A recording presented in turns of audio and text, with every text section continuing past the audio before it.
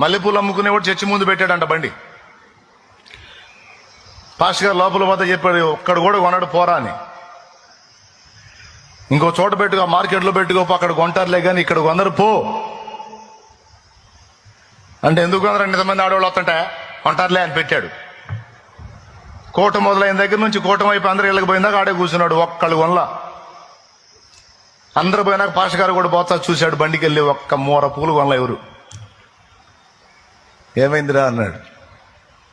ఏందండి ఇంతమంది ఆడవాళ్ళు వచ్చారు, ఒక్కళ్ళు మూర పూలు కొనలేదు. కొనరా, కొనరు.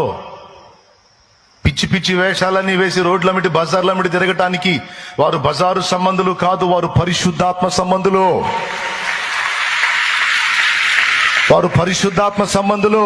పరిశుద్ధాత్మను కలిగి ఉన్నవారు, సత్ప్రవర్తన కలిగి ఉన్నవారు, సత్క్రియలు చేయడానికి పిలువబడిన వారు, ఏర్పరచబడిన వారు, ఆయన రక్తము చేత కడగబడిన వారు. వారు అడ్డదిడ్డంగా తిరిగేవాళ్ళు కాదు, అడ్డదిడ్డంగా ప్రవర్తించేవాళ్ళు కాదు, అడ్డదిడ్డంగా బతికేవాళ్ళు కాదు.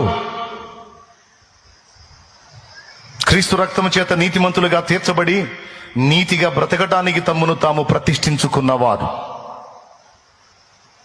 ఇకంతే బండి నెట్టుకొని పోయాడు.